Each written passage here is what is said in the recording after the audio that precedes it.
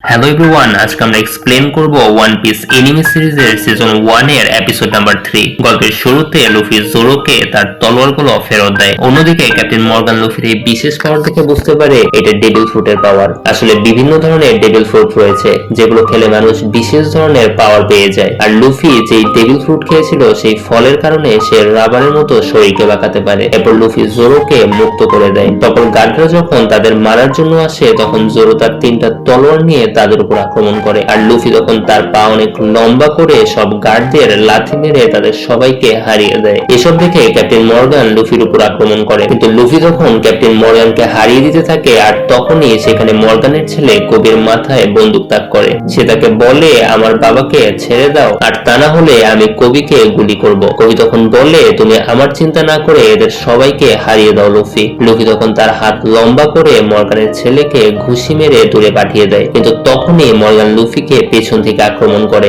তবে জোরো তখন সেখানে এসে লুফিকে বাঁচিয়ে নেয়। এরপর তারা দুজন মিলে খুব সহজে ক্যাপ্টেন মর্গানকে হারিয়ে দেয়। এইটা দেখে মর্গানের সৈন্যরা অনেক বেশি খুশি হয়ে যায়, কেননা মর্গান তাদের জোর করে সব কাজ করাতো। এরপর আমরা লুফি, জোরো আর কবিকে একটা রেস্টুরেন্টে দেখতে পাই, আর সেখানে তখন একজন নেভি অফিসার চলে আসে। সে তাদের বলে, মর্গানের হাত থেকে আমাদের সকলকে বাঁচিয়ে দেওয়ার জন্য আপনাদের ধন্যবাদ, কিন্তু আপনারা যেহেতু পাইরেটস আর আমরা নেভি, তাই আমরা চাইলেও আপনাদের এখানে থাকতে দিতে পারি না। লুফি তখন তাদের কথায় রাজি হয় এবং জোরোকে নিয়ে চলে যেতে থাকে, কিন্তু কবি তখন সেখানেই থেকে যায়। এরপর যখন লুফি এবং জোরো তাদের নৌকায় উঠে চলে যেতে থাকে তখন কবি এবং সকল নেভিরা তাদের স্যালুট দেয়, আর এরপর লুফি এবং জোরো তাদের অ্যাডভেঞ্চারে বেরিয়ে পড়ে। আর এখানে এই এপিসোডটি শেষ হয়ে যায়। পরবর্তী এপিসোড দেখার জন্য চ্যানেলটিকে সাবস্ক্রাইব করুন।